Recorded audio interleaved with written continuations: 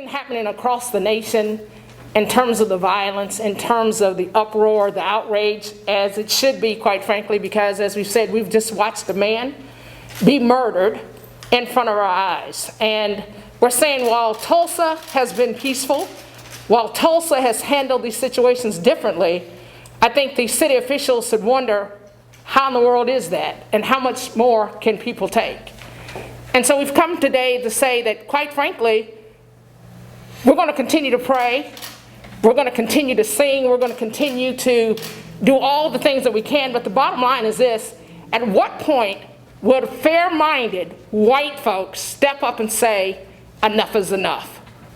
We've seen all through history that anytime there's going to be great social change, it takes everybody working together.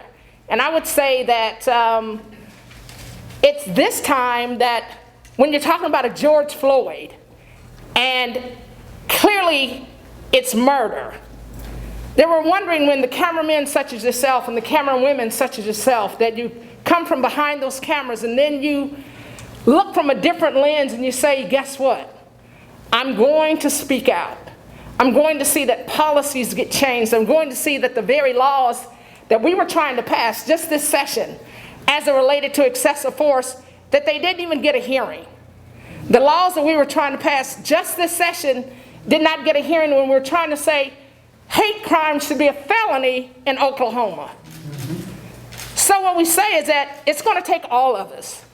And at some point, we cannot turn a blind eye to the egregious unlawfulness of the very folks that are supposed to protect and serve us. So we talk about Mr. Floyd, and I know that you all saw, literally, someone take a knee to his neck and murder him. And I asked, what's the difference between Colin Kaepernick, when he just took a knee in silence to say that he was protesting police violence? I'd rather see the knee of a Colin Kaepernick any day that is peaceful, that is trying to communicate with folks, is trying to get a message across, than the officer who was sworn to protect and serve and who used his knee as a murderous weapon. Regarding the murder of George Floyd, we, the preachers, elected officials, are here to express our dismay, anger, and our frustration in regards to the death of George Floyd, who died at the hands of a Minneapolis police officer. For 6 minutes, the officer slowly drained the life out of an armed, handcuffed, compliant black male. We are dismayed at the officers who participated in the killing of the man. We therefore asking that these officers be brought to justice and face the full penalty of the law for the unlawful murder of Mr. George Floyd. Let it be known that we are believers in law enforcement.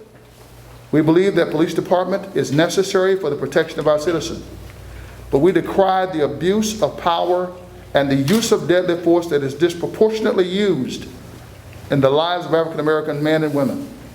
We therefore stand in unison asking for justice for George Floyd on this day. I must speak out about not only what happened with George Floyd's death by officers,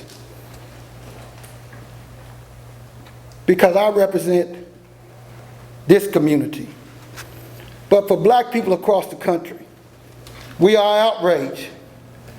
And we're outraged for those things that have happened to not only the Floyd family, but families standing here even with us. For what has happened to me and my family members. And so I think that while we have serious conversations with our administration here about these things in our community, we must stand up and we must not accept what happened to the Floyd family and what continues to happen to black people across this country.